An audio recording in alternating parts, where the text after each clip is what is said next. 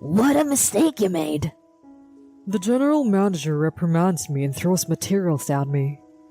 I was surprised, not knowing what he was talking about, and he blamed me for the failure of the deal. But it was all his idea. My name is Chris. I work in sales for a manufacturer of interior and leisure goods. Home centers and mass merchandisers are my main customers. I went to college in the city, but came back to my hometown to work. I have a good relationship with my clients, and some of them want me to be in charge of their business. I answer calls from clients within 3 calls and reply to emails immediately. Whenever I was asked to explain about a product, I went to the customer's office to explain it in person. I believe that trust is built on the accumulation of these small efforts. I have made it my motto to be sincere in my dealings with others. Thanks to that, my sales performance is one of the best in our department. As usual, you're doing great. Keep up the good work and get us more contracts. When I returned to the head office after my rounds, I was approached by Mr. Max, the sales manager. Thanks to your guidance, sir. He nodded happily at my words and went to talk to another employee. The general manager has a troublesome personality with violent emotional ups and downs. Just when he was praising someone, he would suddenly start yelling at them. He used to get angry at me when I was new, but nowadays, he rarely complains to me because of my good performance. However, he is very strict with employees who fail to meet their quotas. Many of them quit because they could not stand his reprimands. Nevertheless, the reason why the general manager was not accused of power harassment must be because he is the nephew of the president. The Human Resources Department also has a family member of the president, so he must have been liaising with the president. Our company is a typical family business. I have a feeling that the president favors his relatives, which makes me feel uneasy. That is why I have a secret ambition to improve my performance, get promoted, and eventually change the company system. But those ambitions were dashed. One day, I was summoned by the general manager. When I went to the meeting room, I was nervous about what was going to happen. But he said something unexpected. I thought I would introduce you to my daughter. Introduce me to your daughter? I can't help but ask back at the abrupt and superior tone of his words. That's right. It's about my daughter's marriage. I didn't expect to be approached with an offer of marriage while I was at work. My daughter saw the group photo and took a liking to you. If you become my son, I can promise you a bright future. Does he mean that he will eventually invite me to join the management team? It's a tempting offer, but I can't accept it. I have been with my girlfriend for 10 years. The reason I didn't get a job in the city is because I had my girlfriend behind in my hometown. My girlfriend had been working as an office worker in our hometown after graduating from high school. The director of the department must have known that I had a long-time girlfriend.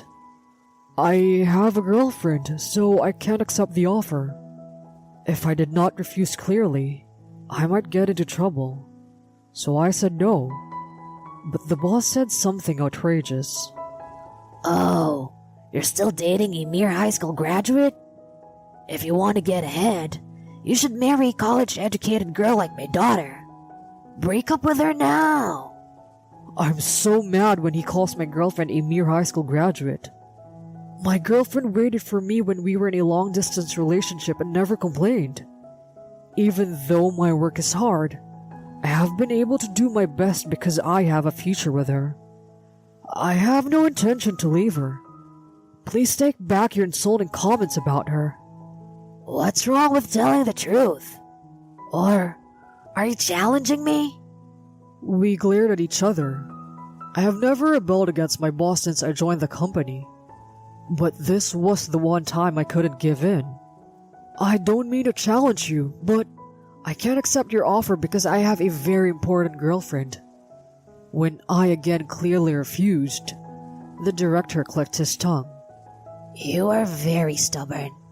Well, it's alright. I'm sure you will ask me to introduce my daughter to you someday. The boss said that and walked out of the meeting room. I texted my friend to relieve my anger and asked him to listen to my complaint. Shane, a former classmate of mine from high school, agreed to meet me after work. You won't believe it. My boss! I told Shane about what happened today. Shane is nodding his head and listening to me. Why don't you get a new job instead of working for a boss like that? You'd be a good candidate for another company, wouldn't you? Shane is actually an assistant manager of a home improvement center. He sometimes handles things as a deputy manager. The salary is good, and I don't think it's a good idea to leave my current company. I think it would be a waste to change jobs just because I don't like the manager. As I was mumbling to myself, Shane said to me, I think changing jobs is one of the options. So today, I want to introduce you to someone I know, okay? Shane then makes a phone call to someone. A few minutes later, I meet with a certain someone. I'm going to be thankful for this meeting. The next few days went on as usual. Since I spent most of my time on the sales rounds, I didn't have much time to see my boss. One day, when I returned to the sales department after my rounds, there was a commotion. What's wrong? When I called out to him, there was a pervasive silence. Then, as if to break the silence, I heard the voice of the manager. What a blunder you've made! I was the one whom he was looking at. The mass retailer with whom he had been discussing the deal has turned us down. They said we haven't been contacting them at all, so they're going with someone else. You're in charge. What were you doing? The general manager throws a document at me. I was the one who was surprised at his words. That's where I put my efforts into selling. It was a large volume retailer. They turned us down. I was the one in charge, but they never called me. And we were still waiting for the manager's final confirmation. The deal was close to being closed. However, the manager stopped the meeting because he wanted to confirm the deals one last time. I urged him again and again, but I believe he had not given his okay yet. Then, he said, I told you to go ahead with the business meeting because I have already confirmed it. I can't believe you didn't listen to me. This is a blunder. That's not possible. I always write down the date, time, and contents of important notices when I receive them. But I never received any notice from you. I argued with him, but he just sighed. You must have forgotten the memo. I'm going to have to fire you, since it was going to be a big deal. I'm suddenly fired. A senior staff member who's so diligent would forget to write a memo? Shouldn't the boss take responsibility for his subordinate's failure? Such voices can be heard from the people around me. But when the boss glares at them, they all fall silent. I didn't hear any more voices defending me. I didn't want him to glare at me either, so I had no choice. He whispers to my ear and says, I can make it easier on you if you like. But why don't you focus on your job and not in your high school graduate girlfriend? I knew what he meant by that statement. He wants me to break up with my girlfriend and proceed with a marriage with his daughter. So, that is what you mean? Then, I don't care if I get fired. My words caused even more commotion around us. The manager's expression changed for a moment, but I guess he thought there were plenty of people who would replace me. It's a shame to lose you, a good employee. But since you've brought disadvantage to the company, you may as well be fired.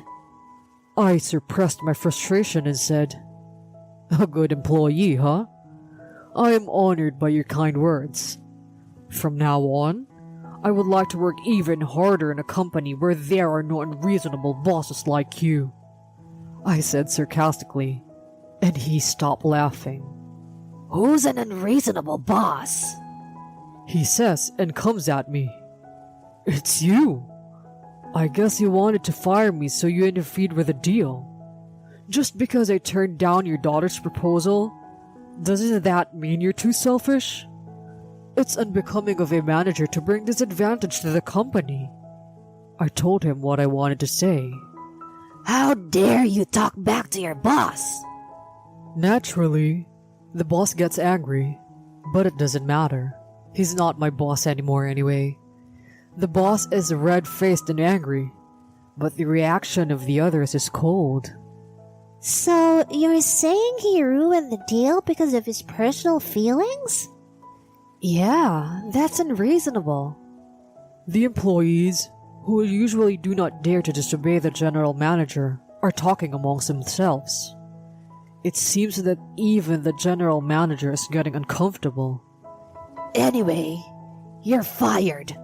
Pack up your stuff.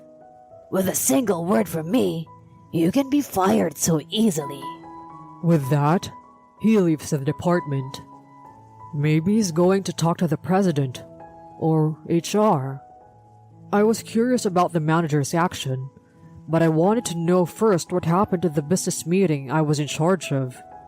I called the person in charge of the large retail store that was supposed to be my business partner. "Mr. Max called me to tell me that the person in charge had changed a little while ago. So I told Mr. Max about the refusal."